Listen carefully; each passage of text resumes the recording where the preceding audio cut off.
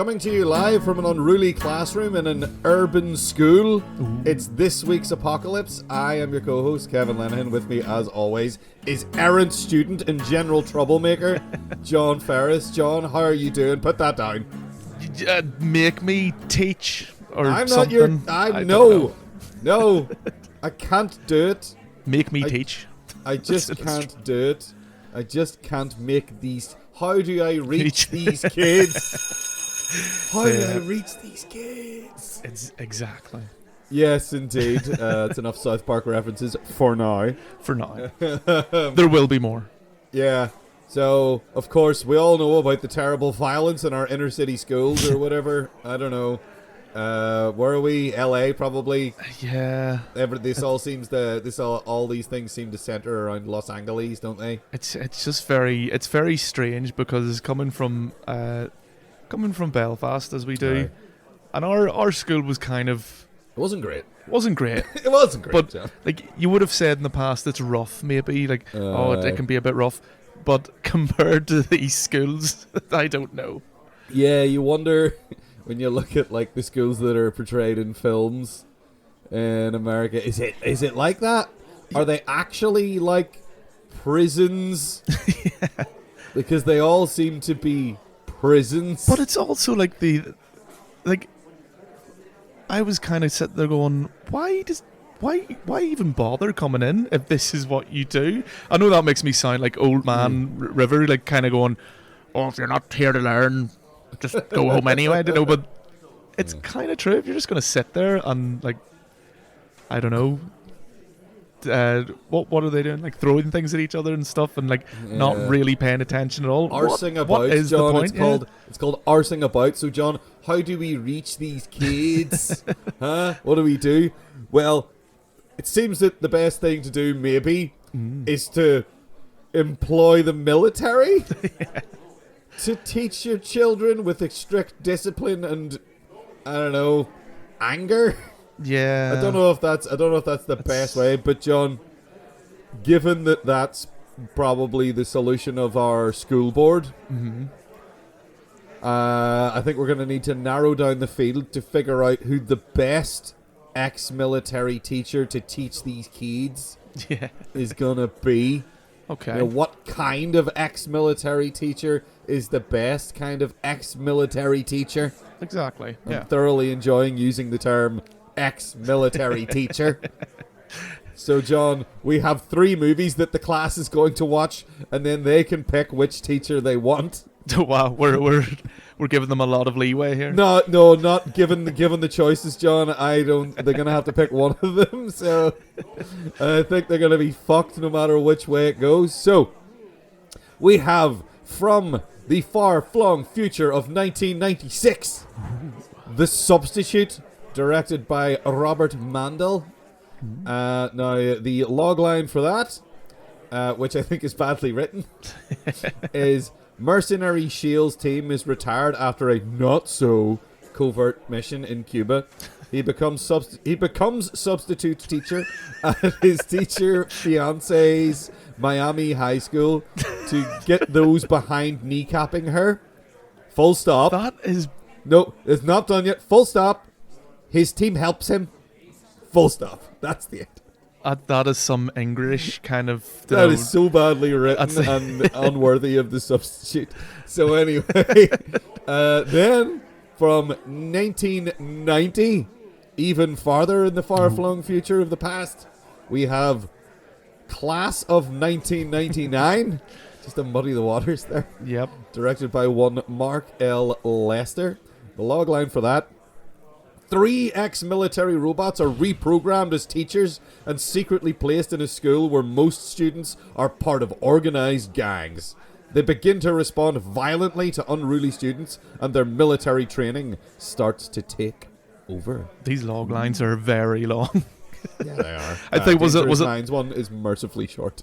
Yeah. Well, was it last week they were all very short and to the point, and these ones are like... Yeah, they were almost non-existent. I will say though, I mean, if they choose this one, you know, you're getting 3 for 1 there. You're getting 3 teachers for I mean, one. they're fucked. So then we have Dangerous Minds from 1985, Directed by John N. Smith, the most generic possible name. That's why I had to put the N in. Yeah, he put the N there just.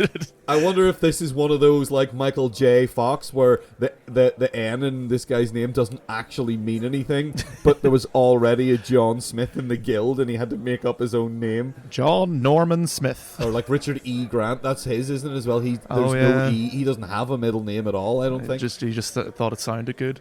Yeah, he thought it sounded good, and I think there was already a Richard Grant in the guild, so he couldn't be Richard Grant. Anyway, so for John N. Smith's Dangerous Minds, the logline is, an ex-Marine turned teacher struggles to connect with her students in an inner-city school. Okay. Mercifully short. Yeah. Definitely compared to these other ones. Compared to the other ones, it did not waffle, and it did not have any extreme grammatical errors in it.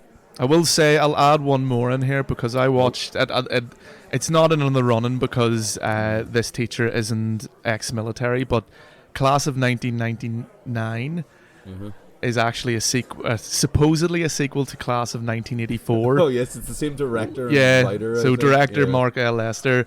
The logline for that is a new teacher at a troubled inner city high school soon ends up clashing with the delinquent leader of a punk posse that runs the school. Because I watched this kind of going, I'll see if there's any connections. Spoiler alert, there's zero. Funny I should have mentioned Michael J. Fox. He has a brief brief appearance in it before he was And just famous. when you were mentioning like the problem in the guild and stuff like that, this is one of the few credits he has as Michael Fox. Before he had to jam the J in there. Yeah. Cheeky wee charlatan. All right. Well, let's take a recess. See, I'm going with the theme here. Get it? Let's take a recess. Actually, you wouldn't. Let's take a very long recess that takes probably an entire school day and watch all three of these movies. All right. Well, here we are, John. I hope you're ready to learn, to enrich your mind, to maybe discover something new about yourself that you didn't realize was in there. Yep. Maybe, like, unexpectedly find a new passion. As long as it's war related. Or possibly not. Maybe it isn't war related. Yeah. Much like our main character, Shiel. Ooh. In 1996's The Substitute. That's a cool guy name. It is. His name is Shiel. Played by, of course, Tom Berenger. Yep. Another cool guy name, I guess. So, John, what did you think of 1996's The Substitute? I'm not going to read the logline again because it's embarrassing. No, that's a terrible. Like whoever wrote that on IMDb needs slap. or needs to go back to school. This movie, it's not perfect, but it's very enjoyable. It's actually pretty damn good, and the character. I really like a lot of the characters in it. Like, it's an odd choice to have Ernie Hudson as the villain because he's too likable. Love him though. Yeah, no, I mean that like it's kind of almost a genius choice because Ernie Hudson. I don't know. This might just be me, but he seems too nice. So he does. Anytime I've ever seen him like interviewed and stuff, he seems really nice and like he has a really friendly face. Yeah, or something. There's something. Even my wife, when we were watching this, was saying, "Wait, he's not the bad guy, is he?" It's like was really annoyed at it. It's like, Yeah. But it kind of works, and he's a good enough actor that like when he goes all arch at the end. It's kind of fun, because it's almost a twist that he's a bad guy, but it's not held back for very long. No, so I suppose really I suppose I should have put up a spoiler warning, but it's fine. No, it's like it's like 20, maybe 15, 20 minutes, and you if you haven't worked it out by then, they fucking shove it in your face. I think this is one of those movies that it takes a while to start, and I could see a lot of people like being turned off by the beginning because it's a bit like, where's this going? What is happening? How does this get to a school eventually? When you have these mercenary guys, and then the end is kind of a bit. I don't know. I wasn't fussed with the end, and like the bits that I really liked was like the main kind of meat of the story of him teaching. Yeah. This is a story, like I was saying before. This is a story about someone discovering something entirely new about themselves, and like it's about a guy who's just had his whole life being a violent, like, oh, I'm an angry badass, blah blah blah, and then all of a sudden he's like inspired almost, and like falls in love. There's literally a moment where you see him fall in love with teaching, and suddenly realize, like, maybe I should have been doing this my whole life. And I think I want to do this now, and it's like, it's actually kind of moving a little bit, and it is a daft film a lot of the time, but I find this film to be, I don't know, very touching at times. I think I really, really like this film. I hadn't seen it in a while, and I was worried that when we went back to watch it, I would be like, no, this isn't as good. But man, this film is just as good as I remember. I love this film. You're right in that it takes a wee bit to get started. They have to establish his like mercenary credentials. And they take a bit of time to do that. It's a bit laborious.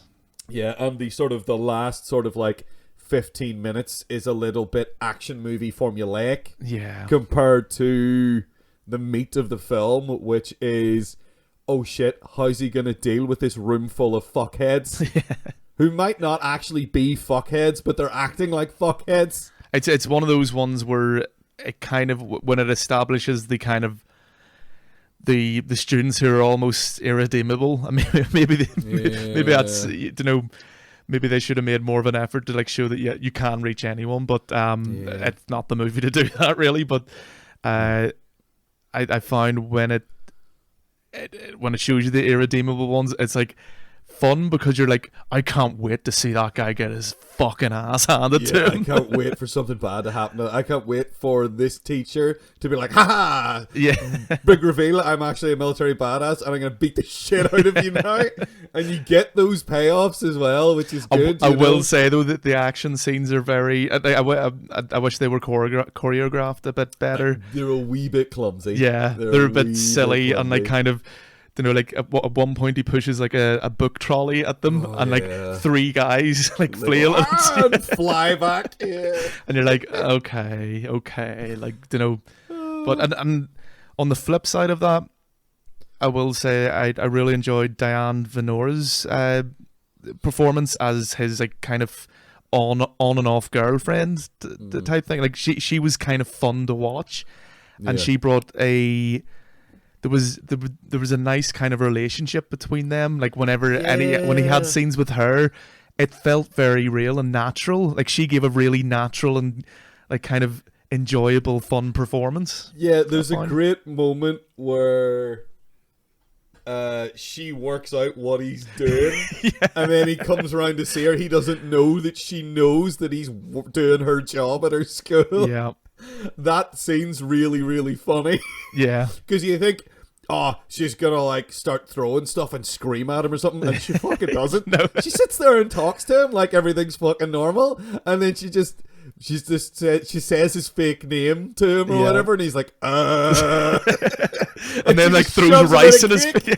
Yeah, she throws a rice in his face, and he's like, And then like they have that whole thing because she gets injured, and that's why he takes her place, because she's rubbed up the wrong guy up the wrong way, and the wrong guy and the wrong gang, and they what's the gang called? Oh, I can't remember. What's the name of the gang? KOD. Kings of Destruction. Right. Kings of Destruction. How could I forget? Yep, the Karens of Destruction. But. Yeah, like there's even a scene where, because she's got the cast on, she starts going like, you know, wanting to, like, she's got a scratch she can't reach, and he's like doing it for her. And like, I actually really enjoyed their scenes together, and I enjoyed when he was in the classroom and like how it maybe happens a bit quick, which, you know, I'd almost prefer a movie that was more just about him teaching the class and like take away the actiony parts, like especially the end where, as you say, it becomes a cliched action shootout nonsense. But because I found those really fun, and the way he connects with them is to kind of liken their situation to a war, and they identify with this, and they start like asking him genuine questions, and he starts talking to them about like stuff that happened to him in Vietnam and stuff, and like it's really like the bit where like because they kind of like seem like they're gonna like they've worn him down at the beginning, and then he goes back in with an attitude. Yeah. And it's just what amazing scene where somebody like throws something at him. Yes. And he just whips around and catches it and fucks it back at him. And then he just starts launching into like, you know, when you were in Nam, you had to have eyes in the back of your head, and he just launches into this fucking thing. Yeah. And then all of a sudden, is that great? Is that because he mentions it later where he says he's talking to his girlfriend, and he's like, I was talking, and all of a sudden I realized they were listening. Yeah. And you're like, oh, it's like there's something just so moving about that, where he's like, oh my god, I love this. Yeah. I love this, but I'm a fraud. You know, I'm not a teacher. I have no qualifications. I have no business doing this, but I think I love it. Yeah. And it's sort of like, you know, it has to end. You know, he can't just be a teacher. Which makes the whole thing for me like there's this sort of pathos over the whole thing of like he can't keep doing this forever, even though you can tell that's maybe actually what he wants to do. Yeah. And he's like he almost gets distracted from his mission of getting revenge almost for them kneecapping her and like threatening her and shit, and then taking down the gang and all, and you're like, I kind of wish he'd just become a teacher. Yeah. You know, and just like fuck all this. Yeah, that it's kind of shit, almost, you know? A shame. Like I don't think they realize what they had on their hands.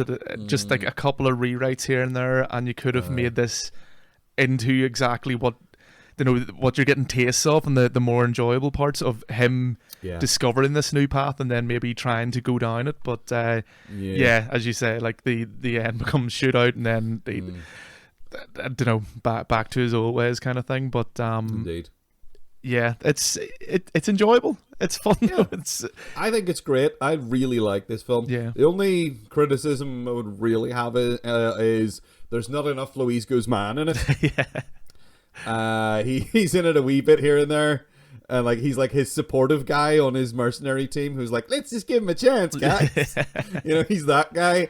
But I thought I thought it was kind of actually almost cool that there's the guy on the team who's really like the wanker, suspect, the asshole guy who you're not sure. Like there's times where you're like the whole way through you're going, I don't trust him. He's clearly going to betray them, and it maybe doesn't work out that way. But it's kind of like, okay, that, you know what, I kind of misjudged that guy, and I like that.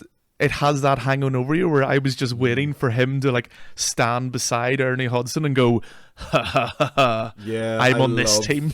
I love how they handle that, because you do think it's going to go one way, and then you're like, oh, okay, I can see how this makes sense. Yeah. And he is still a dick. Oh, he's an asshole.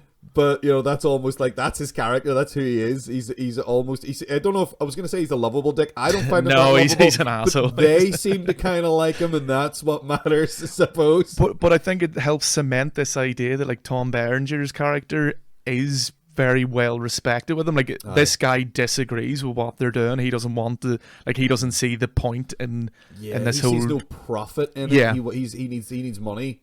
And it's his whole thing, And the other guys... Or you get the sense that they're following Shield just because they have a deep respect for him, and they've been through all these missions with him. But that guy eventually comes around. I think it was kind of interesting, like that they bucked the trend of movies of just like making the really obvious thing be the thing that happens. Yeah, because it's basically they took that same exact template for. Have you seen The Losers? Yes. Jeffrey Morgan and Idris Elba is in it. Captain America. He's in that one, isn't he? Yeah, he is. Yes, Chris Evans is in it. I think that's the first thing I remember seeing him in. Yeah. And thinking, this guy's a good actor. He's got comedy chops. He does, yeah. And he's very funny in that film. It's fucking so stupid. It's my only acceptable sort of performance of "Don't Stop Believin'." I like how they use "Don't Stop Believin'" in that film. I don't like that song. That song gets my fucking teeth on edge. Yeah. But I like how they use it in The Losers, but they do a very similar sort of thing with the team dynamic in The Losers. And in fact, The Losers almost feels like the substitute without the school. Yeah. In a lot of ways. It could have been marketed as a prequel almost. Yeah, like it starts the same way and the same kind of team with the same kind of makeup on the team with like number of people and their expertises and all that stuff. And the guy who's a dick who gets pissed off and leaves and all that stuff happens. You know, it's very, very, very, very similar. But anyway, I think you can tell I really, really like the substitute quite a lot. Yeah. But yeah, uneven. Definitely towards uneven. the end, but the end is still kind of fun, and I like it. Again, Ernie Hudson is fucking beast. Yeah, he's great.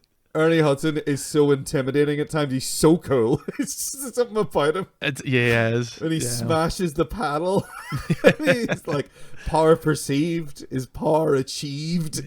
Like, oh, it sounds so cheesy, but you're also kind of scary, and it's almost like that's just in there so that Shale can throw it back at him later, which is nice. I really like the kind of the butting heads of those two, like from the very start, before you even kind of find out Ernie Hudson is like in on this whole drug ring. Yeah, because he seems like he kind of wants to fire him. Yeah. Before that, and you're like, no, don't fire him, even though he kind of is right. Yeah. Definitely. Like, I mean, Tom Berenger beat up students. Yeah, he did. Yeah, I mean, you're not allowed to do that, mate. We should just throw you out. I need my 2 weeks. The idea that you need fucking 2 weeks to get rid of him on those grounds seems fucking wild. Yeah. But hey, it's an inner city, like Los Angeles school. This is LA, right? Is it Miami? I think so. I think it's Miami. Sorry, Columbus High School in Miami. I'm just looking at the storyline layout. It's the other side of America. So it just seems so similar to the schools in the other two movies, which I believe are California and possibly Los Angeles specifically. I think, are they? I don't even know. I think they are, but they all seem like every single one of these movies seems like they were shot in the same school. Let's say that. And on that note, I think it's time to move on to Class of 1999. All right? Okay. All right, well, I feel that the class is becoming much more unruly. Now, again, perhaps a more physical approach to the education. More physical than Tom Berenger. More physical than Tom Berenger's approach is needed. So, on that note, John, the Class of 1999, directed by one Mark L. Lester. Now, I wonder if the L in this name is another sort of, there's already a Mark Lester, so let's bung an L in there. So let's read the terrible logline for this movie. 3 ex-military robots are reprogrammed as teachers and secretly placed in a school where most students are part of organized gangs. They begin to respond violently to unruly students, and their military training starts to take over. John, what did you think of the Class of 1999? This movie's terrible. Yes, it is so bad. It is. It does, however, like if you approach it in a very like mystery science theater riff tracks type of way, you can glean some enjoyment out of it, because it is like the effects, everything in it are just absolutely rubbish. Performances are laughable. Yes. Even the concept like breaks like it doesn't make sense from the get-go when they start driving through what is essentially like, think Mad Max, only Mad Max occasionally has to go to night school. Like, it doesn't make sense why anyone in this like post-apocalyptic kind of world they set up at the start is going to school. Yeah, it's almost like the city from Escape from New York. It's like that a little bit. And you wonder, like, you look at it and you just wonder. why would anybody go to school? Yeah. Why is school even an issue? Why is there even a society at this point? Really, from the way they're painting this, It's like Snake Plissken has to like stop to go to home economics and learn how to bake a cake or something. because they even kind of do the Escape from New York thing, where they're like, this area is completely fucked all around here, but there's schools in there. And you're like, what? And then they were still running the schools. And you're like, well, are you? It's ludicrous. What the fuck? Yeah, it's so fucking stupid. Now, that's not really the point. I mean, the whole film is stupid, and it's kind of, to me, it almost has this sort of trauma charm, the charm of a trauma production, but it doesn't have the appropriate, we're just going to push this as far as it will go thing that Trauma reveled in and made Trauma worthwhile. Yeah. Because Trauma was all about, let's go as over the top as we possibly can and get stupid with this, which has its place. I mean, The Toxic Avenger is one of those films, you know, it's ludicrous. Like, that's where James Gunn came out of that, and he's made some fucking fantastic movies since then. He was a big Trauma guy for a long time before he became the freaking extremely successful millionaire director that he is now. He was a Trauma guy. But this just... The stuff that I like that is Trauma-like in this is very sort of stuck towards the end. Yeah. And isn't that great? There's wee pockets of it are fun, but... It's a long ass to get to there. You're kind of it's laborious. Like the flow of this movie is almost non-existent. It's pacing, it's painful, garbage. And like just even the performances are terrible. Like everything about it's just bad. Yeah, the acting's really bad. Like, you can tell that they didn't have a lot of time with Pam Grier. Yeah. Because she's like, well, Malcolm McDowell is in this film as suddenly the principal. It seems to me that he's just been made principal as part of the weird conspiracy of getting the robots into the school. They didn't have much time with him either. Like, in the trivia section IMDb, the first thing it says is Malcolm McDowell only worked for 2 days on this film. Yeah, it doesn't surprise me. Yeah, so he has a couple of scenes. He has way more dialogue than Pam Grier has. Yeah. Because Pam Grier, I feel like Pam Grier's only really in like 3 scenes in the whole film.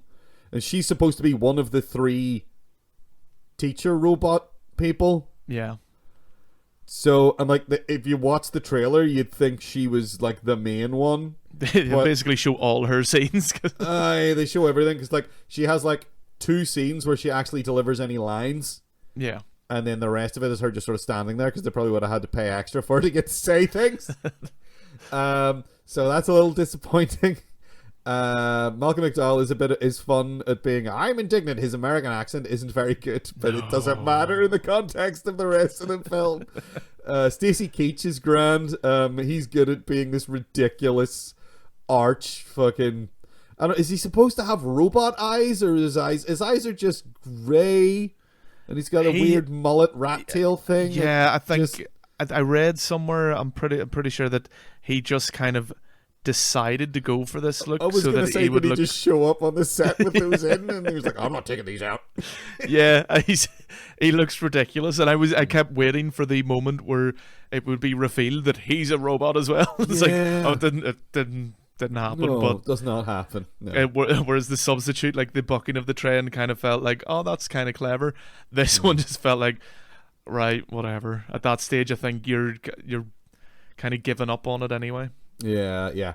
My enjoyment of this film was limited, I will say. Yeah. There were bits of it I really liked. Whenever they went full-on special effecty, it was fun, and I liked that. The stop-motion Terminator. Stop-motion Terminator guy that did not look anything like the guy it was supposed to be. Yeah. I thought I had missed something, because it's like the PE teacher guy.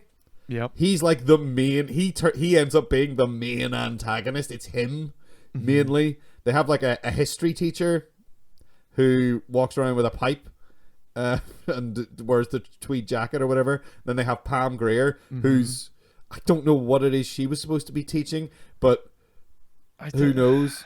Geography, maybe? Or geography? I don't know. Yeah, and then they have like the PE teacher guy, who it turns out is the guy who does almost all of the murdering. Yeah. And is generally the psycho one, but then they're all kind of psycho ones, but it's mainly him. But it's very formulaic. They have this sort of they do this thing with each of the three teachers where whenever they first get to the school, they have a bit of, here they are. Okay, here's a scene of them with their unruly class, and then here is them analyzing the situation, and then here is them dealing with the situation with violence. Yeah.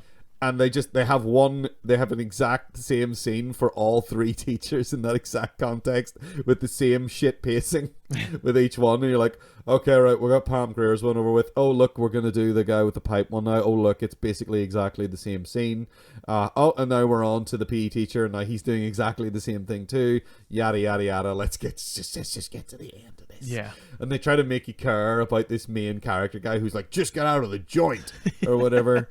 It's like, what age did he go to prison at? Yeah, and like they try to make you care about his like all the gangs, and like the idea that the gangs might come together to fight this greater evil. It's like, just go away, just stop just it. I don't care. Just end. It was so dull. Like the trailer makes it look way more exciting, but that's the job of a trailer with a film like this. Well, it worked on us. It did. We watched the trailer and was like, we have to watch this. This is stupid. Yeah. But it's a shame as well, because I watched the movie this is a sequel to, and it's actually all right. It definitely has its problems, and it's it was made in 1982, and it's fairly dated. Yeah. And I read something about it that at one point they have this girl like strips and stuff, and I read that like behind the scenes she didn't want to do it. This is literally the only film she did because this put her off acting for good. And one of the kind of the actors who plays one of the ones in the gang said that they were treated really badly and stuff like that. So there are definitely problematic things on the set and stuff like that. But the movie it's a lot better than Class of 99. It's kind of makes more sense. There's moments where you're going, okay, that's a bit ridiculous, but like it's about a teacher who starts in this like troubled school, and the local gang there kind of keep pushing him until he kind of cracks. But there's a scene with Roddy McDowall plays a teacher in it. Okay. Where they do horrendous things to his classroom. He's a biology teacher and has animals in it. That's a fucking horrendous scene where they skin the animals and put them, like, have them hanging, so he walks in. This is his breaking point, and it's fantastic. And not that bit, but the following bit where he starts teaching them at gunpoint. Oh, shit. And it is really, really tense. And he's asking them questions and going right up and like pushing the gun into their faces and going, well, what is it? And they're getting, like, one of them gets the answer wrong, and then you think he's about to shoot him, and I think he is, but like the main character like has stepped in at that point, and there's like moments like that where it's kind of like there's great moments in it that if someone more competent had directed it, it kind of makes me think this Mark L. Lester guy maybe is the problem, because to like follow that with Class of 1999, which is just absolutely ludicrous. Like the 1984 was kind of grounded in a way. It's literally just punk kids, but this is like post-apocalyptic Mad Max kids with friggin' assault rifles and it's just absolutely ridiculous. And unfortunately, from watching Class of 1984 and like checking up on it a bit, it made me realize that we fucked up big time by picking these movies, and we should have picked a movie called Blackboard Jungle to look at, which is from 1955. and it has Sidney Poitier in a very, very early role, but I mean, he's still like in his late 20s and he's playing a teenager. But and Glenn Ford, who you'd probably know from like a lot of detective noir movies and things like that. But apparently this is like one of these movies that's the framework for all these kind of teacher goes into rough classroom and reforms the students kind of thing. And it was also like one of the first movies to have like rock and roll featured in the soundtrack. And things like that, which is kind of cool, like, to know.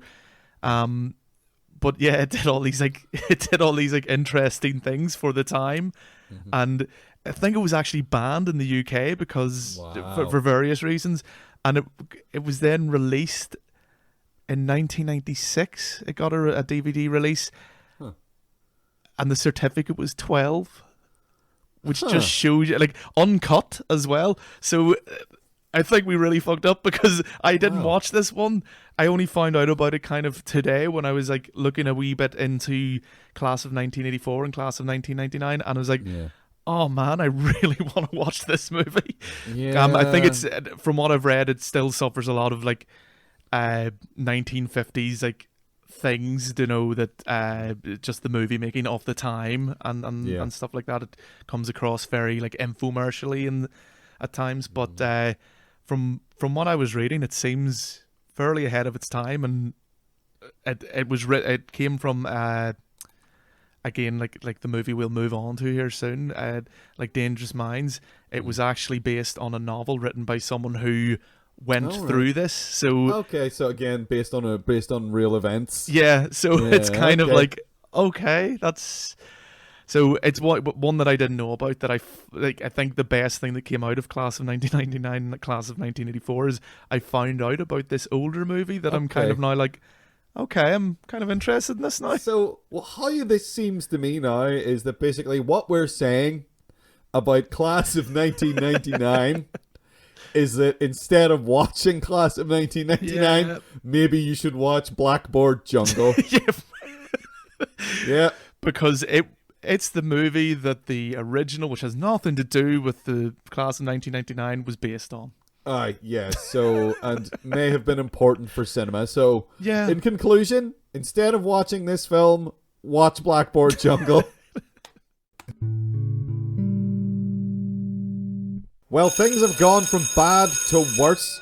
John, they're making paper airplanes and they're writing cruel notes on the paper airplanes, and they're throwing at me, and they're saying things like "teacher bad," and we not learning nothing from you. You suck. But no, they haven't gotten. No, John, they haven't gotten that bad. Sorry, are you just saying that to me? Is that what is this your contribution? I'm joining in. I want to fit in with them. You want to be the leader of the Yobos? But it's you sucks. It's just the letter U and then SUX. Yeah, I assumed so, given the level of education in the room currently, that it was going to be that. Even if it was just me in the classroom, that would be acceptable, nay, appropriate. Yeah. So, would it be better if Michelle Pfeiffer was to come in here and teach you a goddamn lesson about grammar and vibes? Probably be better if Michelle Pfeiffer came into the room anyway. Yeah, I mean, she can be quite charming, and she's a good actress. So she could teach us about good acting. Yeah, that'd be something. Maybe we could turn this into an acting class. That'd be cool. So yes, she was in Dangerous Minds from 1985. We just read the incredibly mercifully short logline for this film. An ex-Marine turned teacher struggles to connect with her students at an inner city school. How do I teach these kids? Can't stop thinking about that stupid episode of South Park where Cartman pretends to be like a 45-year-old Hispanic English teacher. Yeah. It's fantastic. So in fact, it might be the best out of all of these. Out of all three of these, maybe. Although he's not ex-military. Yeah. But I don't know, Cartman. He's done quite a bit. He might have joined the military at one stage. All over the place as far as plot lines go. So it's very, very possible. So, John, what did you think of Dangerous Minds from 1995. That- We keep spending most our lives living in a gangsta's paradise. I mean, I think the best thing about this movie is that song. It's As I walk through the valley of the shadow of death. I'm not even going to attempt it because you just Yeah. become wider as you sing it. I know. It's kind of a weird one. It's like it's almost non-offensive to a fault in that Yeah. sense. It's like it is a very white savior movie. It's and the more you read up on the background of this, because this is based as we mentioned, it's based on an actual book from a woman called Leanne Johnson, who Michelle Pfeiffer plays, who experienced this. You know, she had to find a way to reach these kids, and she did it in unusual ways, and like the school board and stuff. Like she had to fight them quite often. But this movie chose some fucking very strange things to change because she didn't use Bob Dylan. Oh. She used rap songs. That seems like much more sensible. Yeah, and it seems much more appropriate because I was kind of watching it going, would these students really give a fuck about Bob Dylan? Because I went to a music music college, for want of a better word. Like I It was a music college. Don't be so mean. Was it, John? But I was in there too. Not officially. I stole an education from that place. Stole an education. I didn't pay them a goddamn cent. I just showed up on the train every now and then and went, "Oh, really?" But like in your class, I remember, you know, and it wasn't unreal. It was kind of like, you know, everyone was kind of there because they wanted to be. So, you know. Even those who didn't pay. Yeah, even those who didn't pay. Yeah, you literally had people walking in from the streets just to learn. But at one stage, one of our tutors gave us this random set of lyrics that he was kind of like, "You'll never work this out." And then almost immediately, one of the students went, "Is this Mr. Tambourine Man?" He's like, "Oh fuck!" He's like, "You're the first ones I ever said that." It's like, but it was like these kind of random lyrics in the middle of it somewhere. I can't even remember, but we were tasked with the whole thing of like making a song around these lyrics that wasn't Mr. Tambourine Man, and there were certain rules to it. And even then I remember those students being kind of like, who cares? And a lot of them were Bob Dylan fans too. So I can't imagine a lot of these students would give a crap about a guy from the 60s.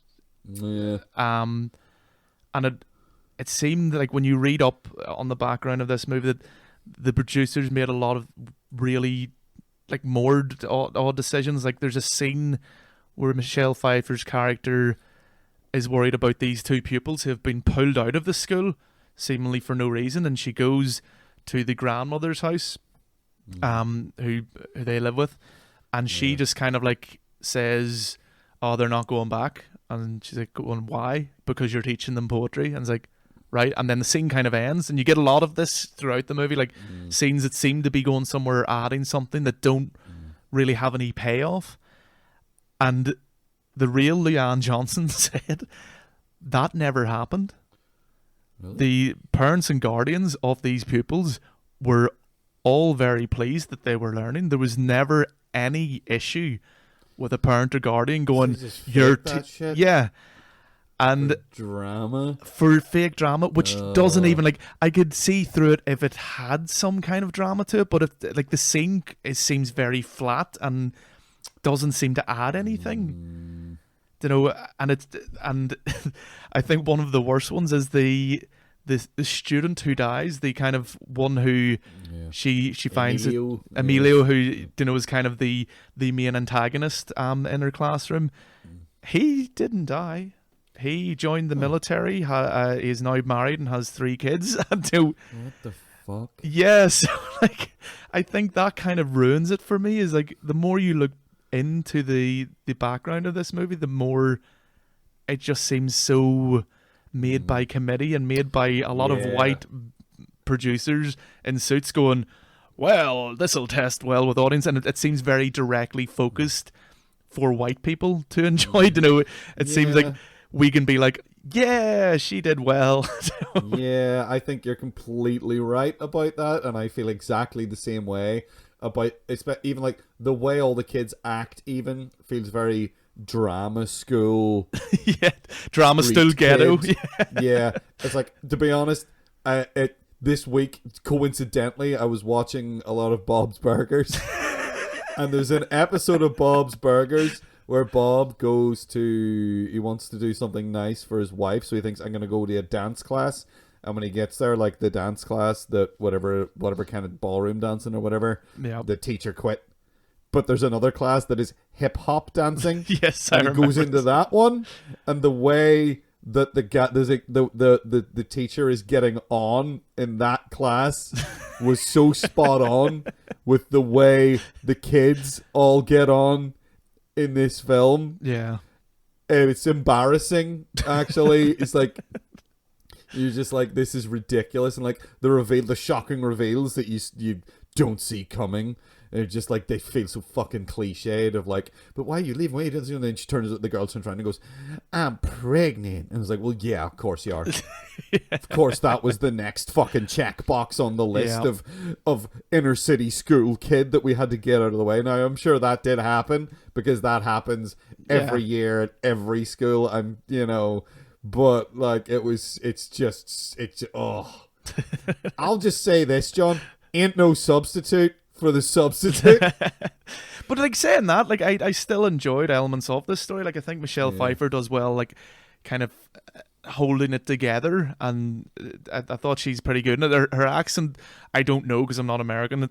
To me, it seemed a bit forced at times, but like, overall, like, she, as you mentioned, she's a great actress. So it almost seems that like she was done dirty in this. That I think if it had been kept closer to the source material, because there is that unbelievability to a lot of it, where but you explain that away to yourself, because you go, well, no, it's based on a true story. And I think a lot of these like based on true story things are like that anyway. You know, they like, when they say based on a true story, you kind of need to look into it to see, okay, how accurate is this? And most of the time it is like 10%. Yeah, it's very far from the source material. Yeah, inspired by true events is always my favorite one, because it's so wishy-washy. You're just like, none of this happened. It's like, there's that fucking shit film called what's it called? It's about people getting left behind by accident on like a wee swimmy excursion somewhere in like the Caribbean. It's a shark movie. It's something water it's called. I think I know what you're talking about, but I can't. Deep water, it's something water. Anyway, that film was advertised as being like based on a true story. The literal only true element of the story was that two people got accidentally left behind and they were never seen again. That is it. That is 100% of the true events. More recently, I think there's one called Fall. I'm nearly sure. Maybe it's not, but I saw a trailer for that, and I was like, "How is this a movie?" I think it might have been inspired by true. It might have been Someone one of those once ones. fell off a thing. Is that it? It might be. I might be misremembering this, but I'm near sure. I remember seeing the inspired by a true story kind of thing on that movie. It was like, oh, what the hell? It seems to be a film maybe in the vein of 127 Hours or something like that, where it's like two people are up some kind of like radio tower or something. That they shouldn't be up. Yeah, and they shouldn't be up, and someone has fallen off, and the other person has them on the end of a rope and is desperately trying to hold on to them. Yeah. And that's the whole film. Because the thing I got out of 127 Hours was, well, this is what you get when you don't tell people where you're going. Yeah, you should always take on Arrested Development. This is why you always leave a note. Okay. Valuable lesson there, and then he did lose a fucking limb as well because of it. So, yeah, that makes sense. Nice. So, yeah, fuck that guy. Or that other one. What is it? I forget the name of that one. Where the kid who it's kind of like Catcher in the Rye-esque. I think it's actually Basketball Catcher. Diaries? No. He reads Catcher in the Rye, and then he decides, oh, fuck this, and like. That sounds like an episode of South Park to me, John. I forget. Kill John Lennon. No, or maybe I'm just misremembering, and he acts like that guy's like, oh, fuck the bourgeois and stuff, and then he goes out and eats a load of berries because he didn't do his homework, and he dies. No, it's not Catcher in the Rye. It's based on a true Walden, story as well. I think. Did he read Walden? Or maybe it was that. He wanted to go and be actually. like Henry David Thoreau. I think maybe that was it. That is Into the Wild. Into the Wild, yes, thank you. That would have Emil drove me Hirsch in mental. it. Yes. Got Emil Hirsch in it, yeah. Who I think is a fantastic actor who's kind of faded away. Yeah. But for me. But I remember a lot of people like going, you know, like it's a good movie, don't get me wrong, but like going, oh yeah, I'd love to do that. And it's like, or no, they felt sorry for him. I was going, I think he's a fucking idiot. I was really mad at him at the end. You're a fucking Burke, mate. And do you know the whole thing about that as well is that the place that he went out to, they have a real problem now of people going out there to like try and do the same thing. So it really fucked up them as well, like where they have to have like added security around this whole area, and you're just sitting there going, again, this is just another fucking, like, you're a fucking teenager. Fucking, you need a good slap. It's like there's other people in the world. You are not the main character. yeah. I'm the star of my own movie. No, you're like a barely featured extra in somebody else's movie. Maybe. Yeah. Just have a bit of respect for others as well. Like, maybe someday you can be important, but maybe you should be nice and good and self-aware. Yeah. And help people, and don't just go, I'm gonna wander off into the woods with no preparation whatsoever in any real sense, because he doesn't really. I mean, they try to have like, he reads this book and blah blah blah. Well, he didn't fucking read the book very well, did he? This book that he had with him the whole time. I'm sorry, but like, you need to do more than just read a book. Like, even just getting the one book, it's like, come on. Yeah. But anyway, that's a different movie. We have been talking about so many other things but I think the problem is, based on a true story is often deceptive. In this case, it is. Like, in this case, it's annoyingly so. I think that's the bit that annoys me the most. The true story is better than the changes they made. Because I like Michelle Pfeiffer's, like, she's a teacher friend who ends up getting her the job. Yeah. And like, I like their relationship in it. And he's kind of like, I was waiting for that guy to fucking die of a heart attack for the whole film. The way they kept showing him eating really unhealthily and smoking like a fucking train. Yeah. But I guess that was just to like show he's stressed out because this is a hard fucking job, teaching these kids specifically who don't want to learn. And I think it helped like kind of just like having him as a character featured. Like, I could have done with more of him, to be honest, and they're interacting, but it helped really sell that what you're talking about of the, you know, it is a shit job, like, but you need to have almost like you need to have a passion for it. You need to have like this almost like calling to do it. Because I couldn't fucking do it. I remember when I was like 17 or 18 or something, and my mom saying, "Would you want to be a teacher?" And I was like, "Fuck no!" Because I would just look around me at the other people in my class. Like, I wouldn't want to have to deal with these fuckers like forever, or be at this school. I mean, there's people that we went to school with who never left that school. Yeah. Who they got their teaching degrees and then they went straight back. That's crazy. You know, and this like. It's just, it seems wild to me, but I mean, if that's something you want to do, you want to do it. But I mean, I could never do it. I just, you know, I admire people who are able to do it and do it well. Yeah. I mean, a very good friend of ours is a teacher, and he seems, he'll even show you pictures of his classroom, and it seems amazing that he's so into it, and he's so the kind passionate. Of guy that like we probably would have loved to have as a teacher when we were like 15. We would have been like, oh yeah. Brilliant. What do we get? We'll get English next. Awesome. Let's go to English class now. And like, I think you need more teachers like that. I think there is a problem with like people who just go into it, and it's that Woody Allen quote of people who can't teach, and that's kind of like, it's not fair, because I think a large majority of them do that, where they just fall back on it. But there's a lot of people who like are almost born to do it, and they're just like really have that passion and that like great sense of like getting something out of it. And I would be like Roddy McDowell's character in Class of 1984. I'd be teaching them by gunpoint. He'd just be pointing the gun in their face and going, what's the final integer? I don't know what that means. Bang, right, next. You're not even teaching maths. Right, differential equations. Do you know what they are? No, bang, next. No, this is geography. All right, soil erosion. Tell me all about it. Bang, next. Yeah, it seems like it. Yeah, you have to have this kind of passion. I think the real Leanne Johnson obviously does, and it's just a shame. I think this movie could have done better, and it kind of feels very wishy-washy, and the ending kind of petters out almost. It feels weak at the end. Like, I think it's supposed to be like this emotional punch, and it is more of a sort of a damp sort of slap. Yeah. That does not really affect me. It feels kind of wishy-washy and non-committal even at the end. Yeah. Like, okay. It's still an okay movie, and like it's still all right. It's fine like up until that point, but it just it's I don't know. I think reading up into the background of it kind of really ruined any positives I would have had for it too. Yeah. Unfortunately. Yeah.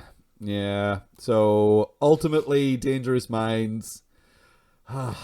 It should have been better, maybe. It should have been. It has its good points. It should have been better to merit that fucking awesome song being written for it. Yeah. Coolio deserves better. Justice for Coolio.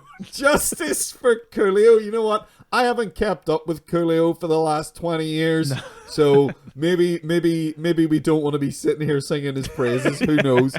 Is Coolio like a bad guy now? In this day and age, no. I don't know if Coolio turned out to be a shit or not.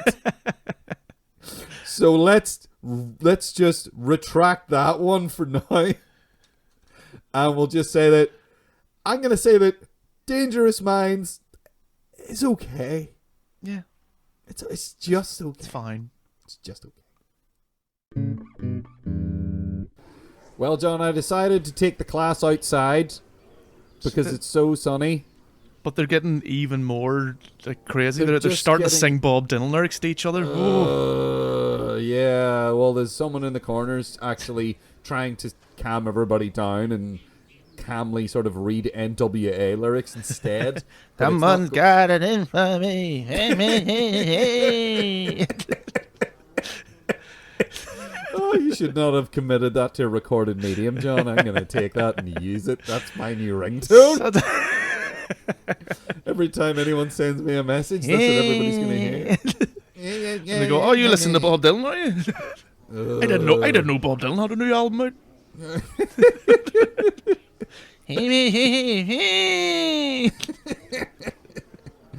Classic. So, yep. Before that gets any further, John. Right. So, before we choose the best teacher to slam knowledge into these kids' brains physically, we have to figure out, John, which of these is the best movie, and you know what my choice definitely is. I think I have to go with you on the substitute because, I mean, Class of 1999 is a dumpster fire. Yeah. 1984 is better, but it's still not great. But I mean, you could watch worse. And it's kind of fun seeing a wee pudgy Michael J. Fox. Yeah. Even though he's in his 20s, I thought he was still like 15, but that's... Really? Because it's like, 2 or 3 years before Back to the Future? Yeah. Right? Yeah. But he's kind of, like, from one pudgy guy, I'm fairly pudgy, it's just kind of cute. You go, oh, look at his cheeks. But, look at his little cheeks. And, it has its moments, as I say, like, Roddy McDowell, like, holding up his classroom to learn and things like that. It's... You know, if you see it on TV or something, give it a watch. Or if I can't remember. There was one of them was free, and on Amazon, I think it was Class of 1984. I would give it a wee watch. Like it is. Because I watched Class of 1989, I think, on Amazon. Yeah. It was on there, so maybe they have the entire franchise. Yeah. Oh well, I definitely paid for one of them, so it must have been 84. But Yeah. that's fine then. That's the one that you would pay for. Yeah. But Dangerous Minds, as we mentioned, there's I don't know. Even without that, like those kind of problems as we mentioned, like it takes itself very seriously, which is kind of what is kind of putting it down for me. And the fact that they've changed so much and like so ludicrously as well, like unnecessarily. It seems like they changed things. Yeah, I mean the only reason they changed it to Bob Dylan was so that they could have this Dylan versus Dylan thing. You know, the Thomas Dylan. Oh my god, that's a terrible reason to change that. And again, Leanne Johnson said that never happened. She never had a Dylan versus Dylan contest. Yeah, because that would have been laughable. It's ridiculous. And it kind of it almost it diminishes. You know, there are a lot of great rap lyrics that can be utilized in the same way as these Dylan lyrics can, and it just seems like it's just offensive that it's overlooked, and it's just kind of we're not gonna deal with these gangbangers. You know, it's a very outdated way of thinking of like, oh no, like what could they be singing and so forth? To the fucking 1960s. To this fucking goofball who was full of shit anyway. Let's be honest. Yeah. Like Bob Dylan saw the zeitgeist and thought, I'm gonna cash in on this. Yeah. And write lyrics like this, which is it's a talent, and his lyrics are good, but at the same time, I would watch it makes more sense that Leanne Johnson would reach into 1980s hip hop and just gangster rap, Tupac and Ice Cube. I mean, come on, because all of that stuff was about society and about exactly the problems that they were still facing. Yeah, in the 90s, there's that was it Gangsta by NWA. They got that. It's not about a salary. It's all about reality. Yeah, that we're not in this for the money. We're trying to point out this is what's wrong. And let's face it, like they're going to make more sense to these students who are living that life. Who, it's about someone who came up through the same kind of system and the same upbringing as them. It's of course they're going to identify with that. They're not going to identify with Bob Dylan, fucking Dylan. Yeah. Sorry, I don't mean to be so annoyed at him, but he's always kind of annoyed me. He's got a very annoying quality to him. Yeah. Really. Now's my chance to set him straight. Take that, Bob. Yeah, Bob, you're not as good as Tupac. Go fuck yourself. Probably true. Anyway. But I mean that it definitely does detract a lot from it, the changes that were made, and I think the substitute, because it's a bit more fun as well, like it's a bit more silly. Like I enjoyed it more, and like Dangerous Minds has a bit of a sense of humor about it as well. Yeah. And that there is some witty dialogue, and it is that's true. Some charming situations and stuff like that, and it is good like that. But the substitute is just like, no, we're gonna be daft here because we can be, because the concept of the movie from the get-go is a little daft. Yeah. So they have this space to be like, nah, I'm gonna I'm gonna tell you kids about war, and I'm gonna basically throw you around and shit and get away with it.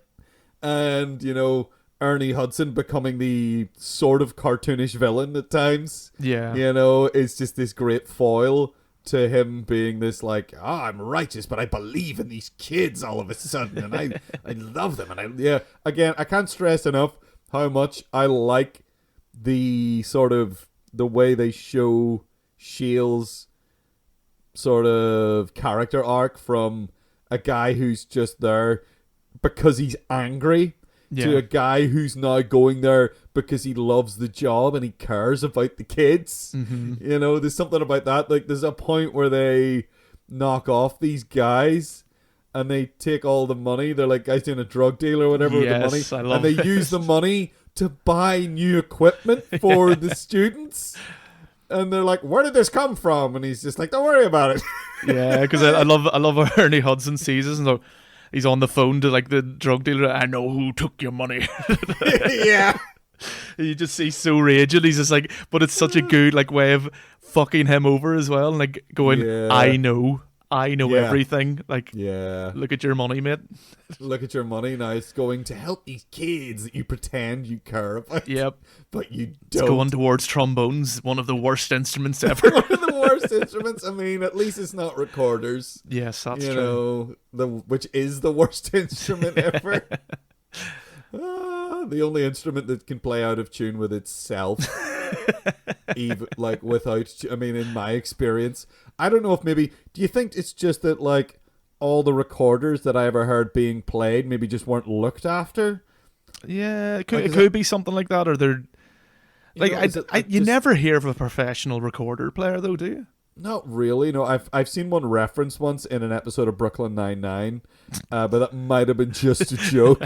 I think that was the joke. The idea that there was one is ridiculous, but maybe it is a thing. I don't know. I doubt it.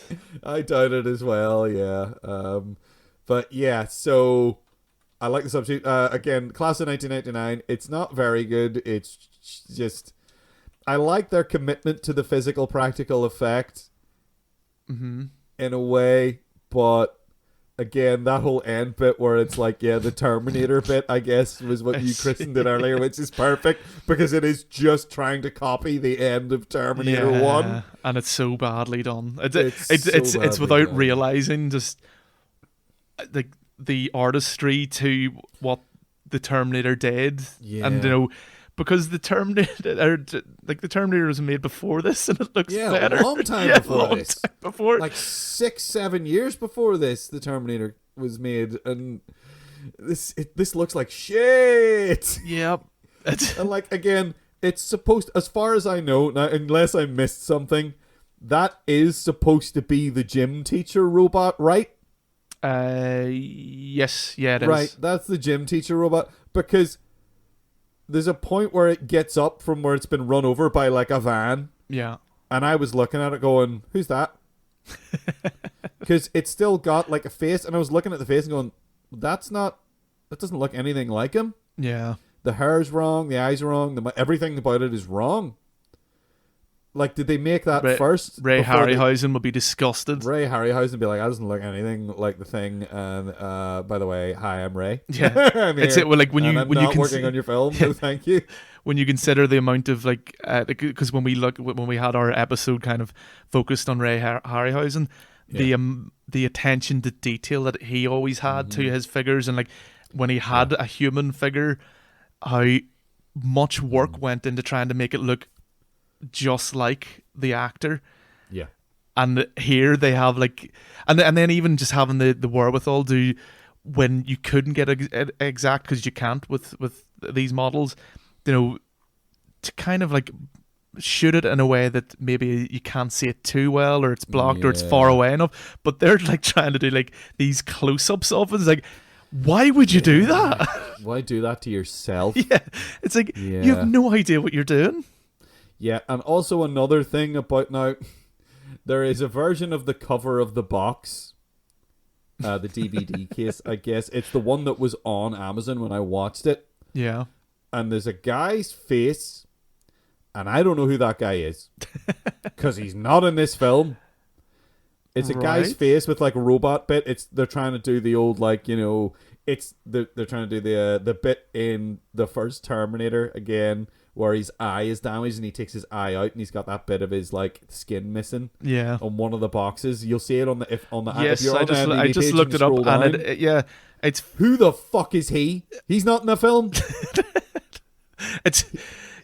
I mean, it's weird to get annoyed about that, but yeah, I can see where you're coming from. Yeah, that's the one on Amazon that I was looking at. And I remember I finished watching the film and it went back to that, and I was like, wait a minute, who the fuck is that?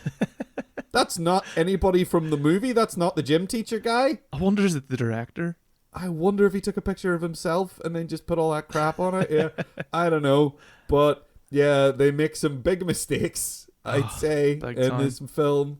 I wasn't sure. Like the main character's brother is dead at some point, and I was surprised to learn that he was dead when they said he was dead, because I saw him getting beat up, but I feel like they never really got to the point where they were like, it felt like it was way later that somebody mentioned it to him. Yeah. As if it was something that was known, and I was like, really? All right, okay. Like, he gets accosted by one of the ex-military teacher robots, and then that's it. Yeah. And you're like, I guess it's implied that he's dead and everyone knows I don't know. But anyway, yeah, so it's not well put together. Pam Grier's barely in it. Pam Grier has like 2 fucking lines. And I mean, the bit that really got us to want to watch this and make the mistake of not, doing our homework and realizing that Blackboard Jungle was the right pick for for a third movie. Yeah, was in the trailer. It shows you like a kid getting folded in half, like pulled pulled through a wall. Yeah, and by the time it gets to that stage, you're already zoning out. I was checked out. Yeah, I was completely checked out by that point. It's like, very unfortunate.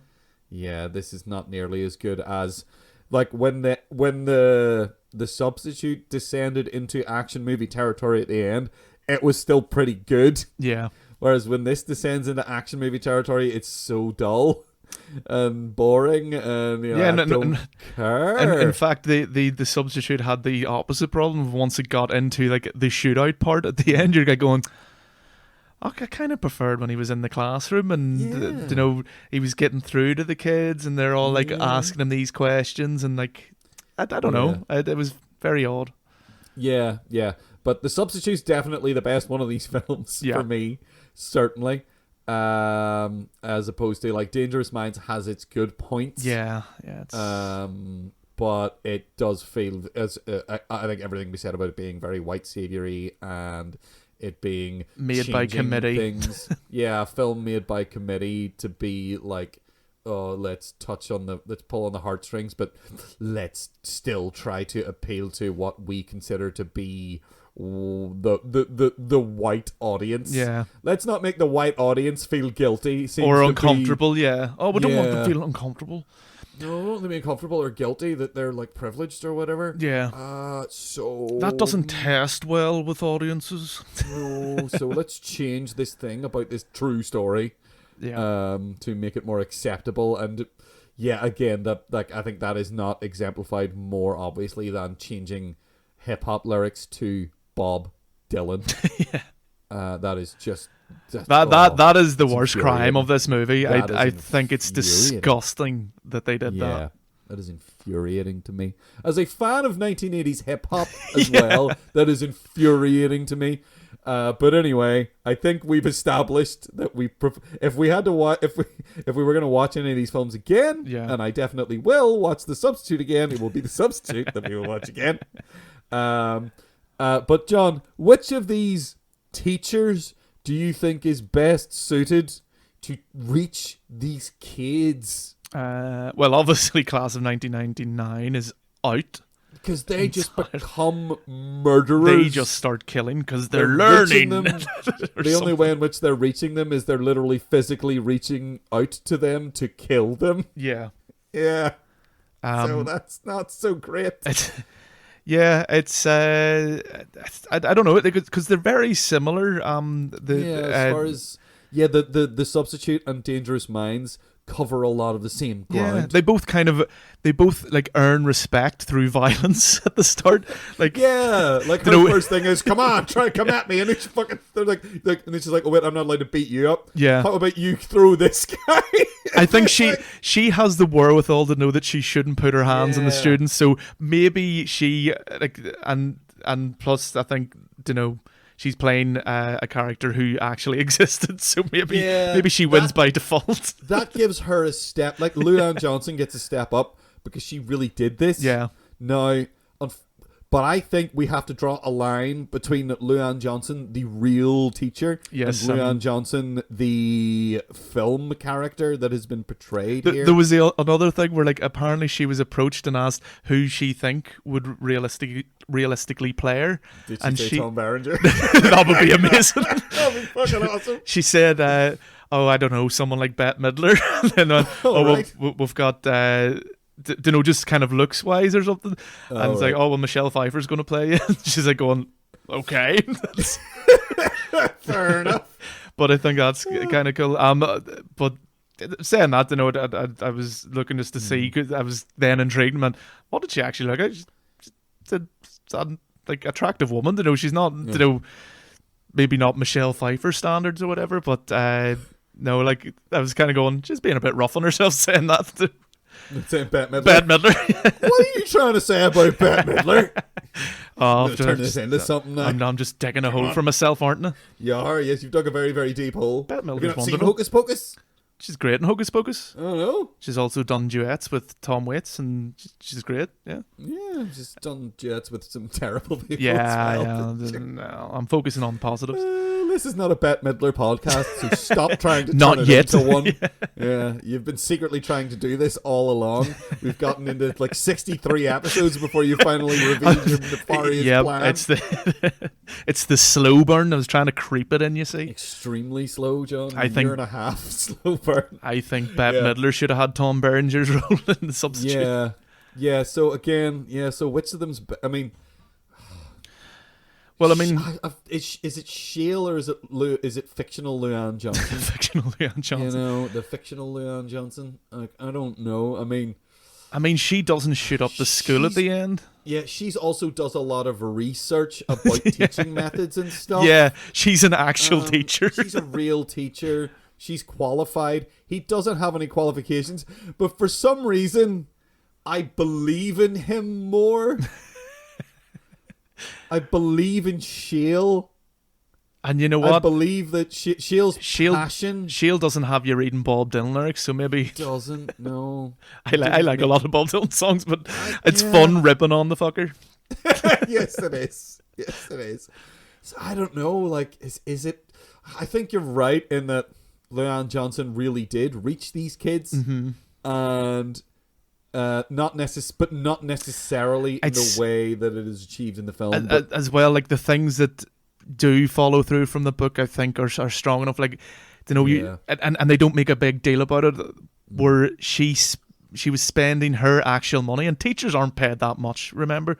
No, but they're not. She even makes a fucking joke about that in the movie. Like, yeah. we thought you were just here for the money, and she's like, the money's not that good. Yeah.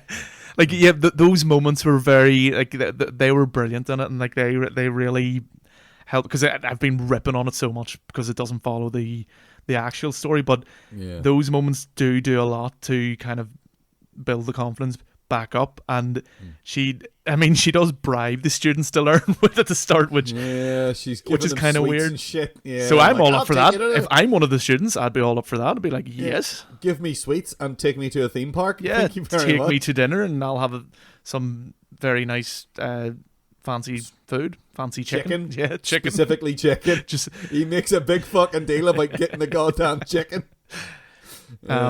But I think that's just like she bribes him to begin with, and then she starts like kind of going, no, we're past bribes now. Like, at one point, I think she even says no. They ask her like, oh, what do we get for this? And it's like, you get to learn. Yeah, But and that's kind of and that's like once she's earned the respect or like the love of the students, like I think she does a lot more to win over the students, and she sacrifices more. Like Shale just kind of goes in and tells them about how shit Vietnam War was and stuff like that. Yeah, we don't necessarily... We get the impression from the substitute that he calms the class down. Yeah. And is able to talk to them and is hanging out and seems to actually love doing that. We don't really get a good impression as to how good of a teacher he is. Yeah, I could see them coming at the end of the year like going, like, what do you mean I failed? Like they're looking at their exams and they're like, we didn't cover any of this. Whereas with Leon Johnson, you get the impression that she's like, no, you need to learn. She's following, like, she has a plan. She has a friggin' modules that she's going over, and she has stuff that she's trying to teach them, and like, do your vocabulary and you need to learn this. Whereas he just like goes off on one. He's seat of his pants making shit up. Also, he fucking destroys the school. Yeah. So I mean, the thing about the school, and actually the school in Dangerous Minds and the substitute, as I said before, looks like a fucking prison. Yeah. And I get the feeling that that is just sort of what schools in inner cities in America maybe actually are like, which is grim. It's frightening. Like, and yeah, I mean, our school was literally falling apart while we were there. I mean, you could like pick holes in the walls and stuff. But again, it's all funding issues and stuff like that. You know, we could talk all day about the funding issues of schools in Northern Ireland in the 1990s, but we won't. That's for another podcast with someone else, I guess. I don't want to get into that, but like our school was never like, it never felt like a prison. No. You know, it was never like they have like they're surrounded by chain link fences, and like there's no windows in the front of the school. Yeah. In Dangerous Minds, they're all like bricked up. Yeah.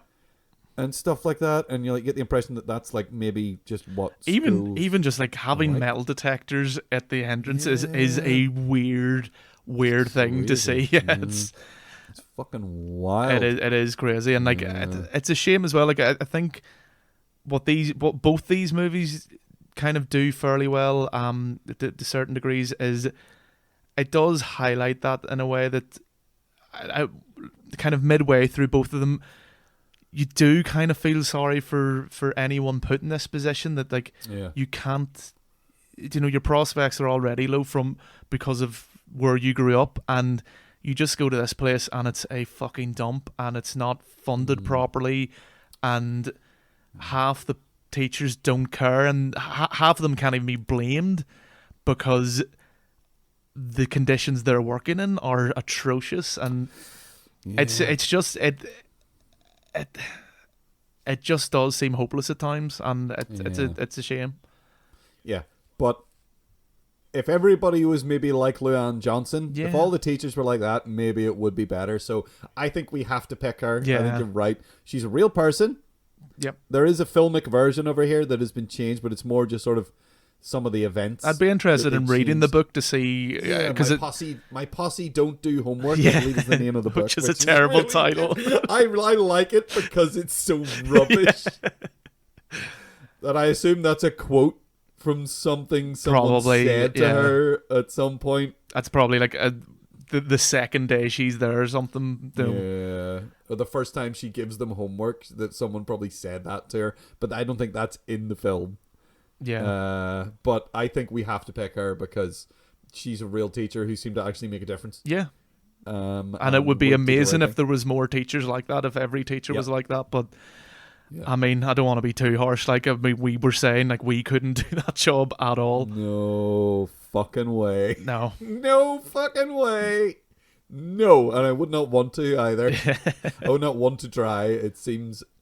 Oh, it just. This is why I wish you'd watched Class of 1984 to see that Roddy McDowell, because he's so on edge with the gun. And it's like, yeah, that's exactly how I envisage. So, John, as a teacher. Do you think that his teaching method is better than Luann Johnson's? No, because I think your class after a while will be very small. You'd lose a lot of students that way through one means or another. Yeah. I wouldn't go to that class again. No. If I managed to make it out of there, I wouldn't go back. I think we all just need to remember the words of Mr. T. Don't be a fool. Stay in school. Damn right. And on that note, we are on Twitter. We are at 7 Day Apocalypse. That is at numeral 7 Day Apocalypse. You can email us on filmcast@thisweeksapocalypse.com. That is filmcast@thisweeksapocalypse.com. Yeah. We are also on YouTube, where we put episodes up. We've also been doing adventure game playthroughs. Hopefully soon be moving on to Discworld 2. It might be up before this. Who knows? Yeah, Stranger things have happened. Indeed. We'll see. Maybe we'll record that at some point over this weekend. That would be cool. So anyway, as I say, as John said, John, can you give me the line again? Don't be a fool. Stay in school. Yeah! Here's to Mr. T, truly the greatest teacher of all of us. Bye!